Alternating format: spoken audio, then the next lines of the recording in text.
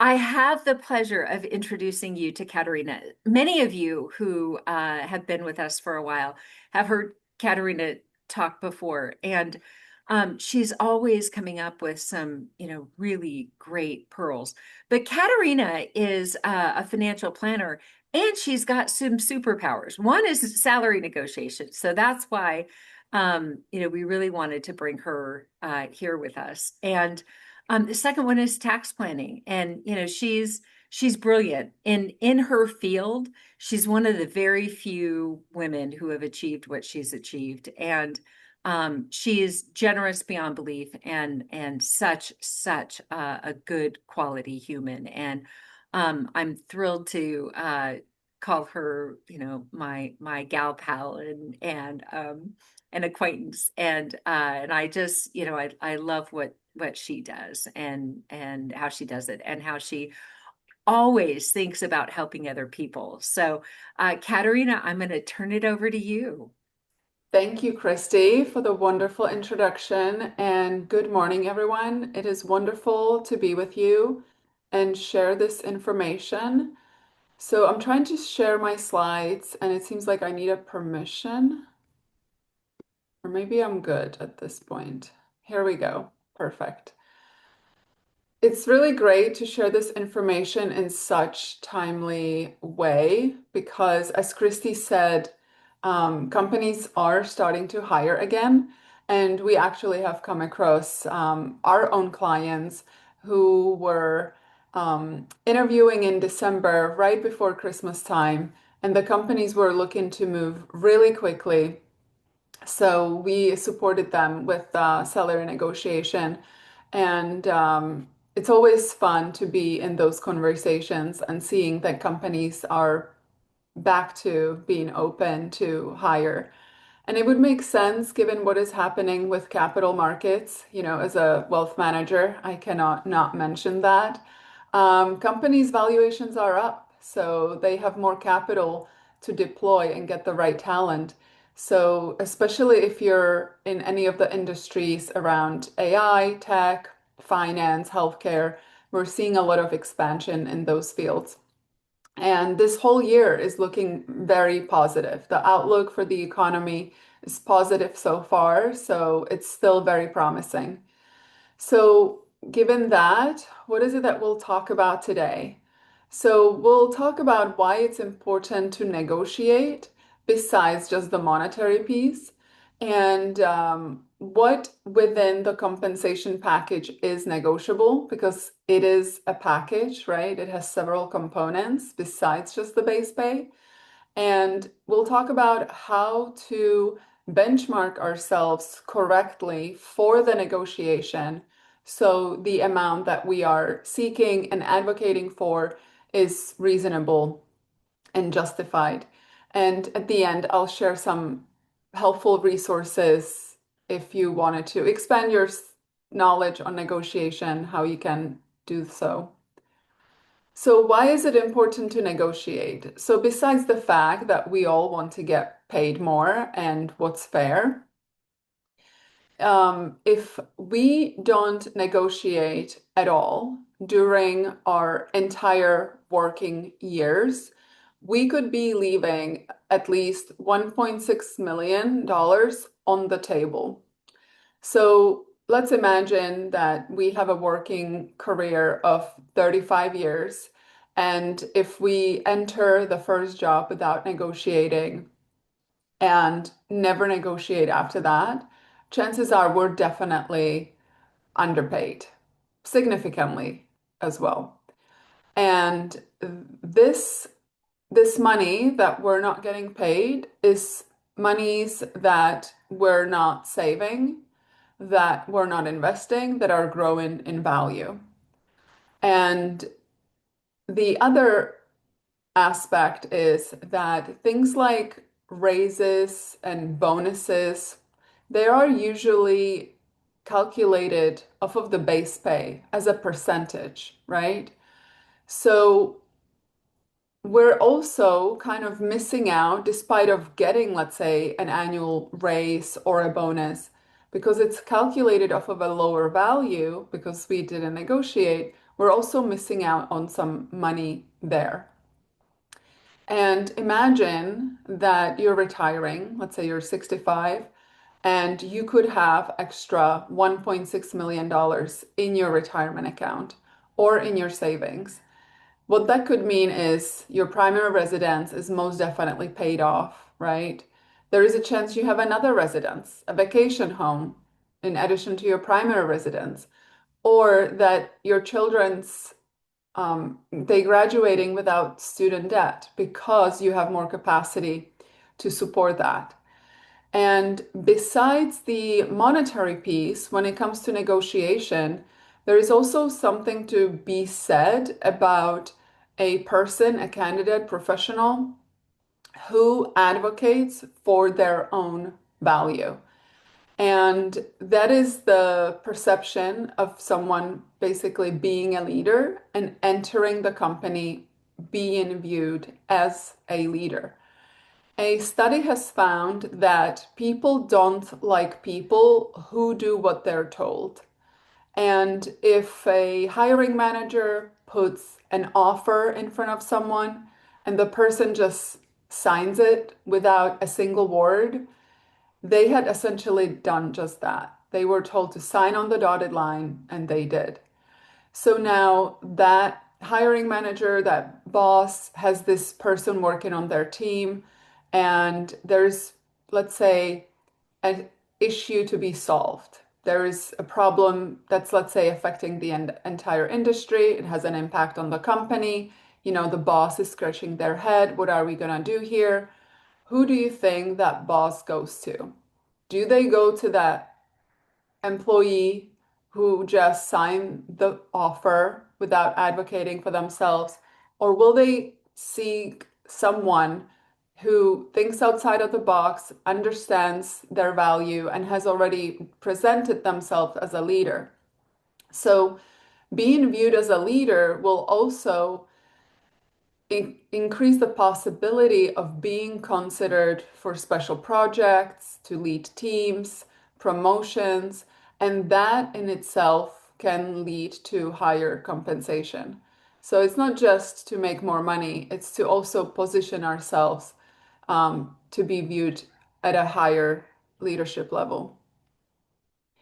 So, what is negotiable within the compensation package? And a lot of times, people forget that there are several components, and the base pay is definitely the first and foremost, but it is not the only component.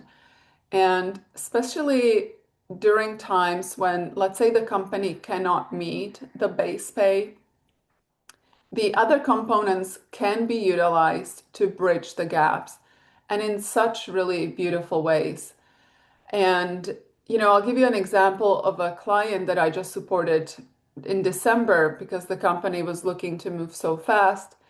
Um, this was through a recruiter, and in the conversations with the recruiter shared that $250,000 base pay is the ceiling for the role. And our client was desiring $250,000. So she felt like, okay, this is good. We'll definitely get a match there. And then I'll look at the other components to see if there's an opportunity to improve things. And she sent me the offer. I also requested that she sends me a list of her top 5 priorities within the package and lists them in order of importance. So she did that. And she did mention, I would like maybe a little base pay, even though they said we're at the ceiling now.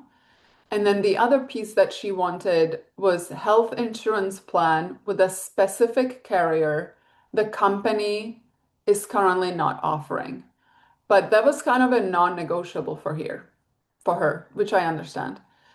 So, I guided her in how to make the ask, and the company couldn't provide her with, they couldn't suddenly switch providers for health insurance. But what they did increase the base. And in the following year, on the next open enrollment, that health insurance provider will actually be available.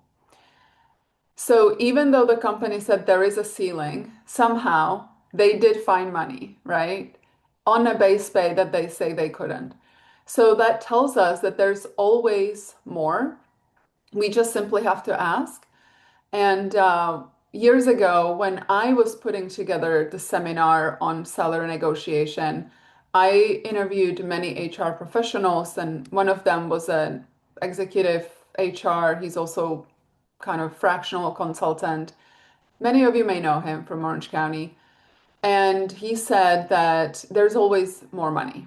And the reason that people don't get it is because they don't ask. And we really have nothing to lose by asking. If we don't ask, we certainly have a no. And just by making an inquiry about what is available, we can find out that base that was at its ceiling actually had more room. So the base salary is definitely the first one to negotiate. If it cannot come in where we're wishing it to, we can use the role title as a way to either create kind of a trajectory for the higher salary that matches the role title. And this is very easily discussed at a time when you feel that the job description actually speaks a higher role, but the company is using a title that is just a lower rank. It's a beautiful opportunity to just have a conversation and without being accusatory or anything like that, but simply stating, hey, based on the job description, what is it that you're really looking for here? Because based on what's listed here, it speaks rather, let's say, VP. And ways to bring it up is always with open-ended questions. So those start with words what, where, when, how, who, for what purpose. For what purpose is what you want to replace why with. Why is a little more invasive. How come is doesn't sound very professional. For what purpose is a really beautiful way to inquire about why something's happening. So for the job description, a way to inquire would be what is the what are the most important things here? How many people are reporting to me? Who am I reporting to? And just with these questions, the other party is starting to hear that some things are not clear, right? And they will have to clarify. And it happens very commonly that they will have to adjust the title, especially if they're noticed that there's some ambiguity in the job description. So don't be afraid to use that as a conversation because it's really negotiation is really just a conversation. You're exchanging pieces of information. Equity piece is also really great to bridge gaps if the value of the company is there, right? It's tougher with private companies. And sometimes people are kind of upset and annoyed when a company doesn't have like a laid out policy or a system for who gets what amount of equity, based on roles. And again, if there is any level of ambiguity, what that means is there's flexibility. And you can literally create any outcome that you want because they don't have strict laid out guidelines. So don't be afraid to use that as a negotiation point. Just make sure you understand the value of the equity. You want to ask them, when was the last evaluation? What was it valued at? Maybe get a report of that valuation. You also want to understand the vesting schedules and all of that to get a sense for when this would be available to you, especially if that is a bridge for the base pay, right? You don't want to wait years to get your proper base. And same with bonuses. So sign-on bonuses, I have seen almost in every instance to be used as just the quickest, easiest, most obvious way to really bridge the gap between what the candidate is seeking and what the company is able to offer. And almost every case, they just kind of double the sign-on bonus when the candidate just makes an inquiry alone. They don't even have to say what they want. They'll just ask about what's available. And without a question, the offer comes back with the sign-on bonus doubled. So just seeing how easy that is, don't be afraid to use that. And many people ask me whether sign-on bonuses even exist still. And the only time that they don't exist in your comp package is probably because you didn't ask. Like I said, companies have more money, sign-on bonus is easy. So, make an inquiry. And annual bonuses or regular bonuses, they're also negotiable. So I coach someone and the bonus, this was an executive role, and I think the bonus was maybe 25% and annual bonus. She was able to negotiate 35. And that actually put that whole comp package at a level that she was willing to accept. Prior to that, she didn't want the role at all. So, something you can make an inquiry about as well. And you can also negotiate the frequency at which you get your bonuses. We are seeing 6 months starting to be more available now. You can even inquire about quarterly, especially if the company could not meet your base. You want to create some sort of a system where you're getting your money sooner because money today has a higher value than money tomorrow, right? And similar with commission structure, I supported someone who was in a transition for about 2 to 3 years. It was a single mom, and she had to move in with her parents because the transition was just so long. And that really wasn't conducive to her daughter.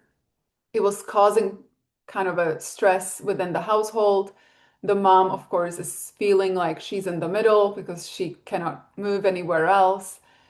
And she got offered this job that had a very low base pay, and the commission rate was about 70%, which is quite unheard of. But I see how the company wanted to compensate for the low base pay. And this candidate was kind of upset, really insulted by the offer. And it was kind of the only offer that has come in a good while. So it was important to actually consider it and maybe improve it into a way that was acceptable by her. So we did that. I gave her a list of questions to basically pose to the company, and especially around identifying the 70% commission, what is it based on? Because even though the base pay was low, if the revenue was high, it could have been a really good opportunity.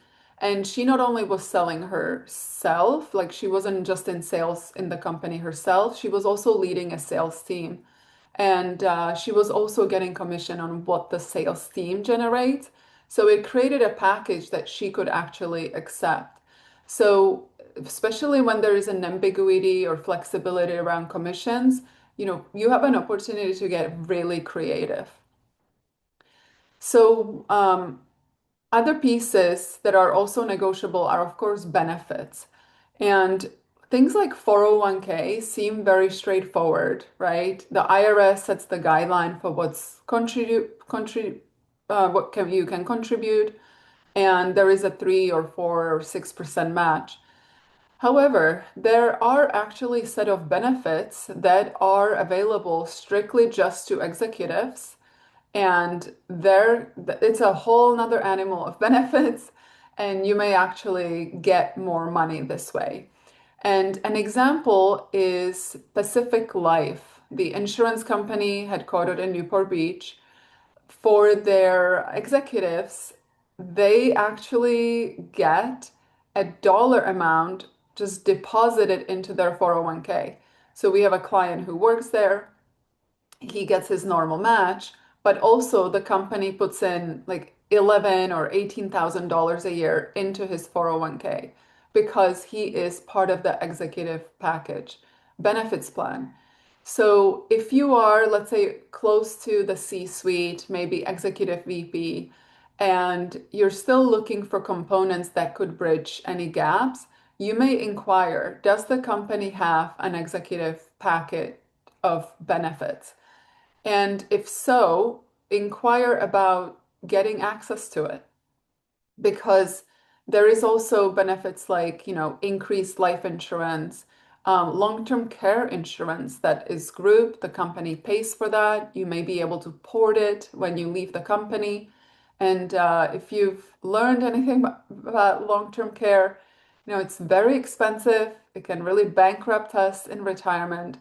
And it's even expensive to get coverage. So these are ways to get some cash components without actually having to spend your own dollars. And similar with deferred comp, equity vesting, profit sharing, that's just deferred comp doesn't necessarily put money in your pocket, but it can reduce your taxes. So if you defer part of your compensation because you're earning more than you need to live on, that would reduce your tax liability. And some companies match the deferred comp contributions these days. So you may still get some extra cash from the company as well. And profit sharing, I was being poached years ago by a company, and I definitely told them, this is coming way below than what I'm compensated now. And they said, okay, we could make this much of a profit sharing contribution. So that is amount that you don't have to save up for retirement yourself. So just really understanding the value of benefits can also create a scenario where you feel adequately valued and compensated. And if there, excuse me, if there aren't any cash components, things that can also have value to you within the comp package are any growth opportunities because they can also lead to, let's say, future raises, promotions, and so forth. And part of that is being very visible in front of your boss, superior, whomever you report to. Because if there are any special projects, problems to solve, teams to lead, or even departments to build, you would be considered.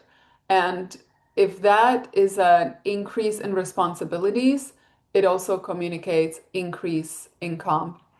And this is something you can even negotiate up front. How can I assure that I will be forefront, leading, spearheading, and just ask, how does that company make that available to candidates, especially people who are initiators and leaders? Other benefits that are negotiable are time benefits, support benefits, education related stuff, or any professional development.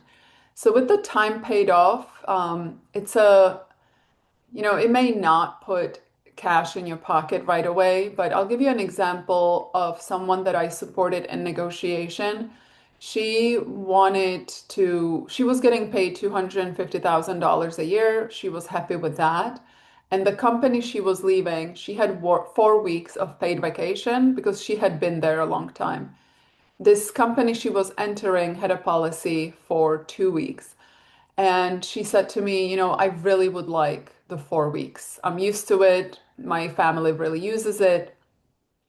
So, that's what I would really like. And I said, just mention to them that you currently have four and see what they do. Don't say anything else.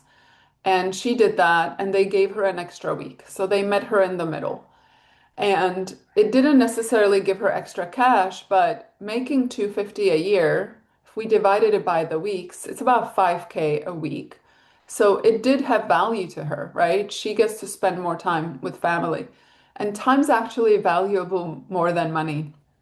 So if you have any requirements for necessary leave, whether it's family or medical, definitely you want to mention that because that time that you have even for yourself, not just for family, for yourself too, is really valuable.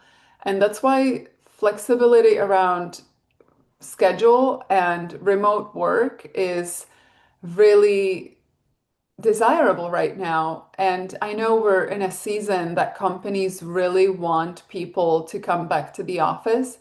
But if the company cannot meet you on other components, this may be a really good negotiating point. And on the contrary, if you are willing to be in the office, you may actually have an upper hand on some other candidates who don't, right? So it's a personal decision. Childcare, moving expenses, housing assistance. For the childcare, you just want to inquire whether they have a program, if this is a benefit that you need. Childcare is extremely expensive, especially in California, and that definitely would have value to someone. And if you are moving for the job, it is a no-brainer. You absolutely have to make an inquiry. And if they know that you are moving, they may already extend something. I've seen companies having a flat dollar amount that they just give to the candidate, $5,000. If you're moving cross country or you're selling your home, I have seen companies that they pay for the seller's commission and then closing cost on acquiring a new home on the other side. You just want to know what they normally do within the company. And again, using the open-ended question, what is the standard for the company? Education benefits, tuition reimbursement has great value these days, especially if you are going for an MBA or some sort of additional degrees. I think UCI MBA is at least $100,000, maybe more now. So that is a great value. Some companies do have a student loan assistance program, which helps you pay down your student loan. So if you still have that, you may inquire about whether they have a program. If they don't, they may just most likely tie it into the sign-on bonus and just give you some extra cash. And professional development within the company. So the company can hire a coach for you, right? An executive coach. And that's a really good value today too. I think $15,000 for 3 months is kind of standard rate for executive coaching. So that's money that you don't have to come up with yourself. You are getting that coaching, and that in itself can lead to either a higher role, promotion, or you may switch companies, which will then lead to higher comp. And if they cannot hire a coach externally, you want to inquire what they provide internally. Any mentorship programs, leadership programs, or if they can pay memberships, any association fees, networking, and stuff like that. I was working with a woman who worked in the nonprofit space, and this was nonprofit that included large, big name universities that you'd heard of, and also large museums, also names that you would know. And when she exited her company, she said, the one thing that I wish I would have asked for was elevated way of travel. She was traveling for her job a lot and also between West Coast, East Coast a lot. So with the time difference, she noticed it's really taking a toll on her. And sometimes she would land home Sunday night, being at work, first thing Monday morning, working on planes and in at the airports. And she said, if I had the right business credit card through work, I would have had access to lounges and maybe just be able to rest, relax, recharge a little better. And she said, and I really needed to be in first class for the same reasons, just to be more comfortable, relax, have a little more comfort. So sometimes people also ask me, what do I do when the offer comes in exactly how I want it? And I think that's not very common, right? There's always improvements available.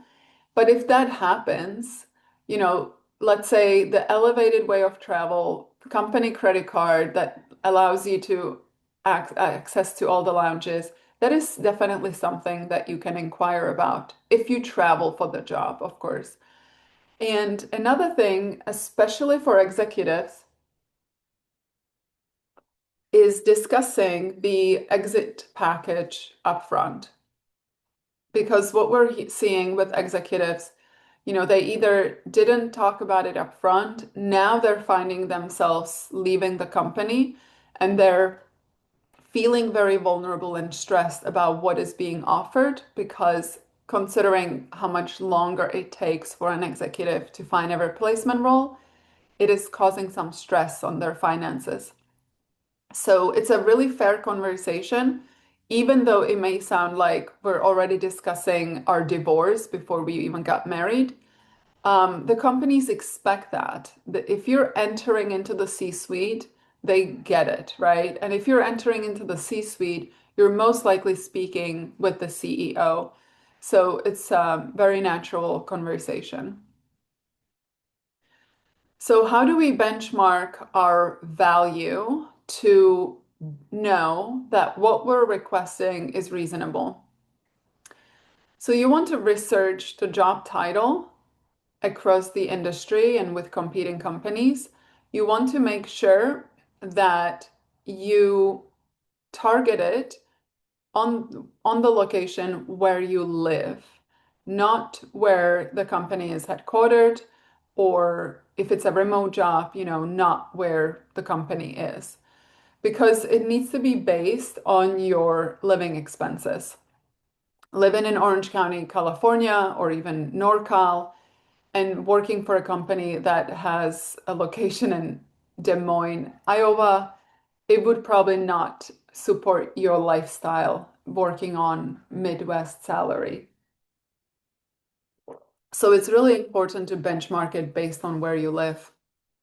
And you also want to account your experience and just compare what is the experience that's required, what experience do I have.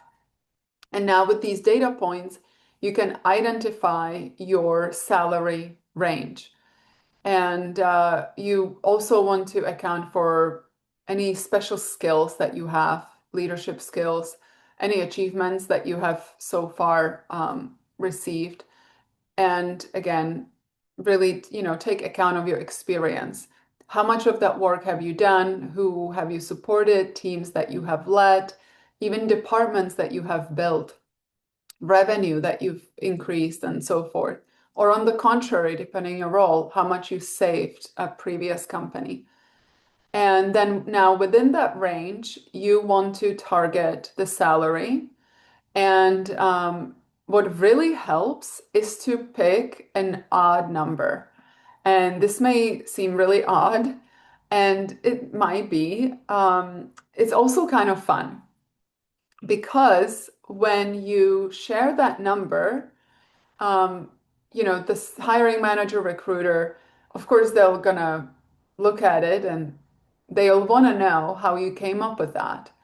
And when you share that you have done the research and you compared it to other companies, you accounted for your experience, your skills, and everything you have done so far, it will communicate that you actually truly know your value. So at that point, it's less likely that they will try to talk you down from that number because you seem just really knowledgeable about how much the role goes for and also what you're worth. And when we list an even number, let's say $250,000 or $300,000, it's extremely arbitrary. And it actually sounds like a number, we heard somewhere else, or so and so makes that. So if it ends with a zero, especially let's say 300K, it's it's more likely that they will try to talk you down from that number. So just have an odd number prepared. And, there might be some level of discomfort with that. So it's okay if the last number ends with a zero, perhaps. It might be better if it when ends with a five, better than a zero. If it ends with any other number besides zero and five, it's really the best. And my lucky number is eight. So if that was me, I would probably put an eight at the end because I know that I can justify the eight if I was asked. If someone said, "How did you come up with that?" I would say, "Well, based on the research, my experience, and everything I bring to the company, it seems like the number is this, and I just needed an eight in there. It's my lucky number."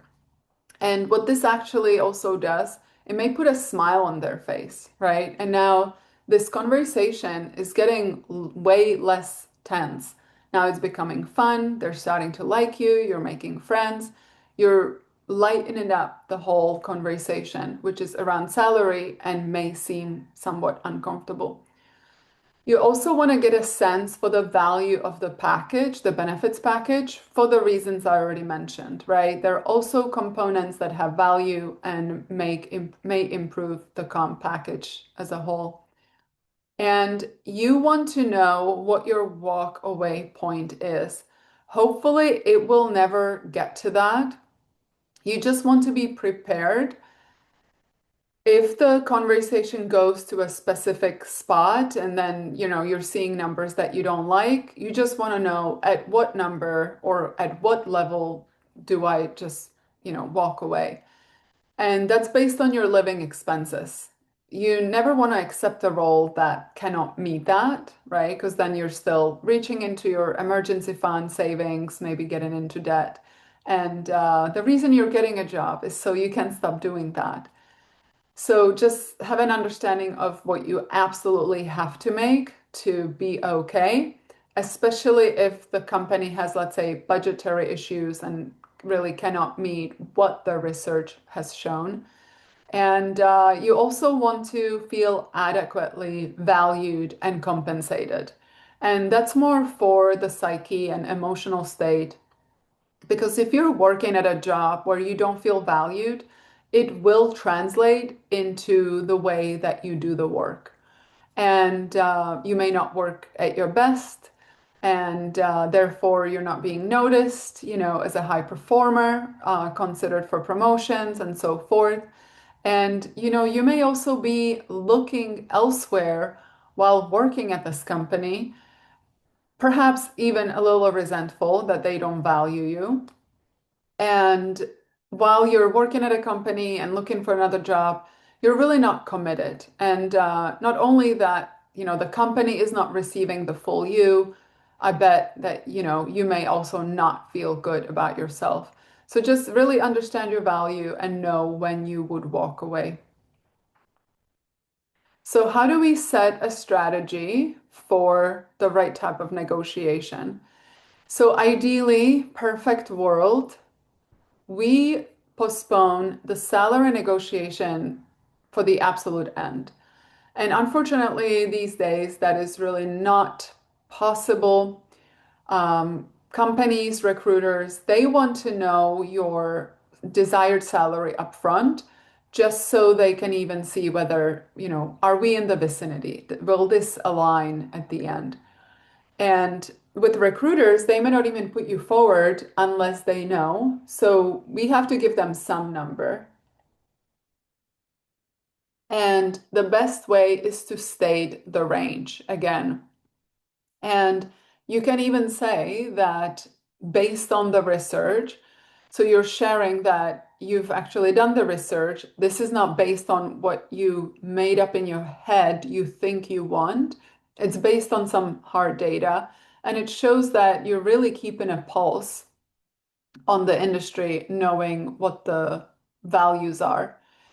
And when you state the range, you can follow up with a question, again, open-ended, to find out what is the company thinking or what is the company's budget for that role. Because while they want to know that you're in the vicinity, you also want to know whether there is an opportunity for a deal.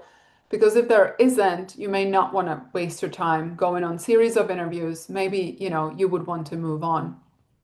So, um, try to deflect it by stating a range rather than the actual targeted salary, because the targeted salary will evolve through the interview process. You may actually learn new information in the interview process that wasn't on the job description. So at the end, when they're really selecting you as their top candidate, you can rethink your target salary, right? Especially based on what you learned. And once you know what you want or what the research has shown and what the company is offering, you want to identify any gaps between those two desires and then come up with how you will make inquiries and prepare your talking points about those specific components that are important to you. So, similar to how I advise my client to create a list of things that are important to her in the package, and then also list them in the um, order of importance. So, on her list, the insurance carrier was actually number one. That was her top priority. The second one, I believe, was the role title. And then the third one was base salary. And then there were two more on the list. And even though she really followed the instructions, like I said, she did put it in an order of importance. What I explain is the base salary kind of does have to be negotiated first. And that's just because it makes the most perfect sense. And if it's not in the right order, the conversation can get wonky, and then you're having a less likelihood getting what you want. Because what we also want to do is we want to make it easy for the other party to understand what we're really seeking. So I did tell her, okay, these are really good priorities, but ask in this order. And it really worked out. She got more than what she was asking for. So preparing the talking points is really important. Just that strategy alone will guide them kind of a beautiful, easy path into helping you get what you want. And that conversation should really be approached as a conversation with a friend. Very positive, very light. And we want to communicate that really what we're looking for here is a to find a mutually agreeable solution that both parties can accept, and they can get you into the company and start getting your help because they need your help, right? That's why they're hiring you. And Christopher Voss shared in his book Never Split the Difference, and he is a former FBI hostage negotiator. To me, he's probably the king of negotiation.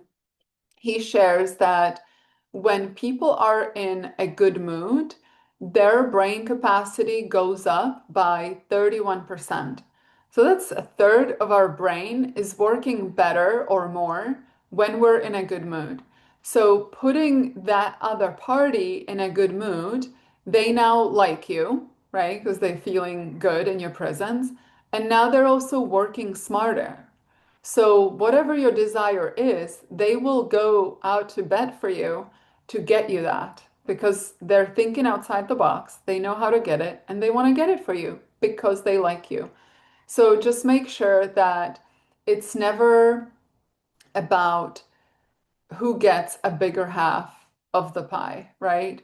That is rather the bargaining type of negotiation, something that we may do when buying a car, because the price of the car is this, and I want to pay less, but then that means the sales people make less commission, so they want me to pay more, so they have a higher commission, and it becomes this push and pull.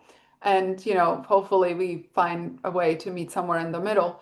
When it comes to seller negotiation, it's more dynamic and it utilizes emotional intelligence. And what that achieves is actually communicating that, hey, we know this pie is this big. I don't want to cut off the bigger half. I want to grow this pie this big we're all participating in the same pie. So it doesn't matter what slice we cut off because everyone is doing better, making more. So if you share that in the conversation, that you're also there for the mutual benefit and growth of everyone, they'll definitely be so inclined to get you whatever you want because they need someone like that in the company. And smiling during this conversation communicates that you are confident. And that is so important for the negotiation because you will appear as though you've done this a million times over and over and over. And I've actually supported people in a negotiation where they negotiated with people who never negotiated. And they kind of got triggered in that conversation because they noticed, okay, this person knows what they're doing and saying, and I've never done this, so I don't know. And then it's easier, of course, to kind of get what you want because you look like you know what you're doing. One thing that also Chris Voss mentions is mirroring. And that is when you're having a tough conversation, you may not be prepared for all of their questions or reservations or comebacks. So, mirroring is repeating the last 3 to 4 words that they had said. And what it does, it buys you a little more time to think about your response. So let's say if I inquire about a bonus, an annual bonus, how is that paid out or how is it determined? And the hiring manager says that's based on the performance. I'd say on the performance.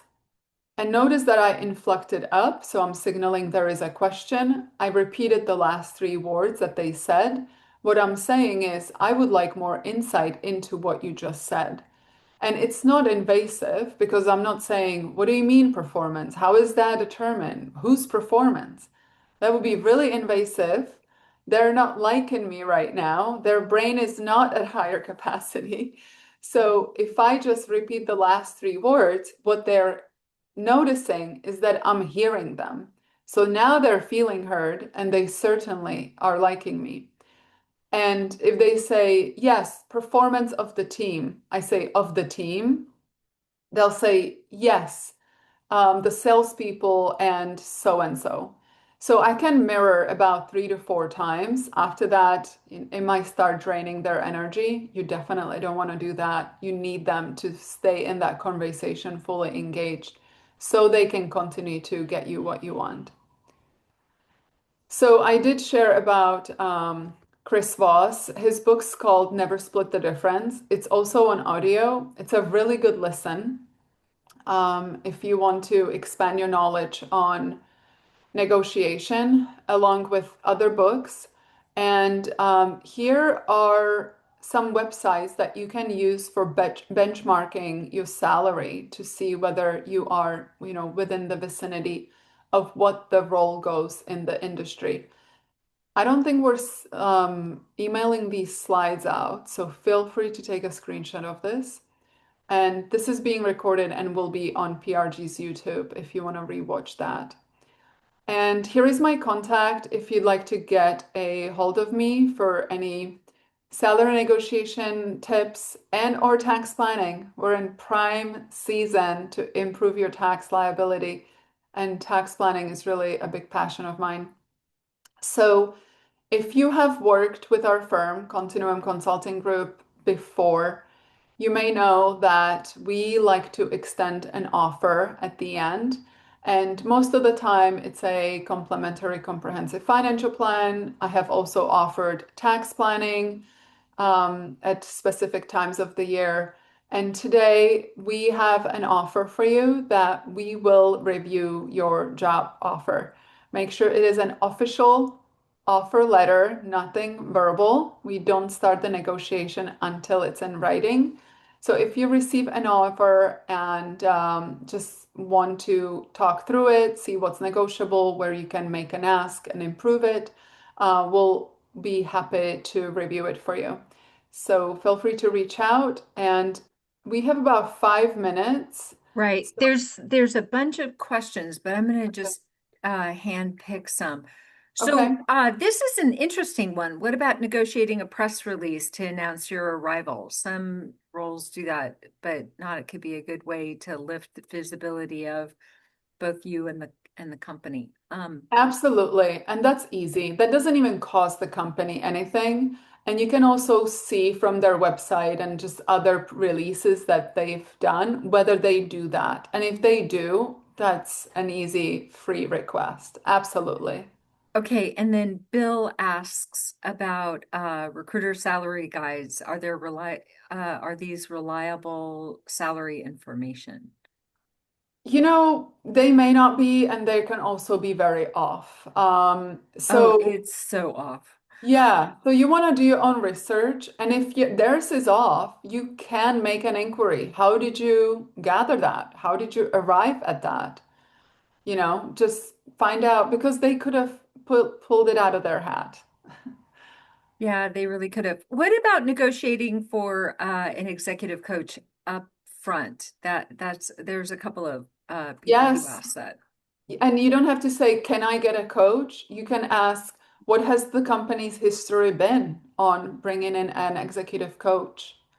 Just find And that's out a whether they, really great way to ask it too. So good. Yeah. yeah. It's not like, hey, I need one, I want one. It's like, has the company done that in the past?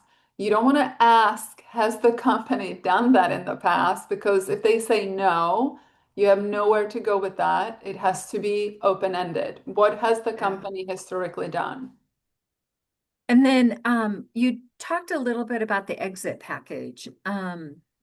What's the best way to negotiate the outplacement? Yeah, so you want to be just open, upfront, and honest, and even say, you understand this, you don't want to talk divorce before you get married or even, prenups, let's say. But it is inevitable. It will happen, and the experience is this. And that executive you're speaking with, they've gone through that. So you can even ask them, how have you navigated it? What is a solution that can be mutually beneficial here? Kind of put it on them, right? They're the expert, they're the boss, they're the CEO. So, hey, what have you experienced in the past and how have you navigated? What can I do here to protect myself? Okay, and we are out of time. And Katerina, it's wonderful to have you. And thank you so much. You gave so much information. It was cram-packed. So awesome, awesome. And we're going to get this recording up on the YouTube. And, look at the YouTube. There's a link in the chat and become a subscriber. We want to grow our subscriber base, so become a subscriber. We have lots of great videos up there. And next week we have a speaker, Megan Fucciarelli. I think she's got an interesting name. And she's going to be talking about finding the job and making sure it's the right one. So we maybe should have had her and then you, Katerina. But It's okay. hey, Now you it's know this is available. So I know this is good. And so thanks for coming back to us and sharing. And again, you have more information every time you talk. it And always so evolves. yeah, it's wonderful. Thank you all. You Thank you. enjoy the weekend. And thank you for being in community with us. And we'll see you next week, hopefully. Yeah. And be safe and be well. Thank you. Bye, Happy everyone. It's been a MLK pleasure. weekend. Yeah, happy Yeah. MLK weekend.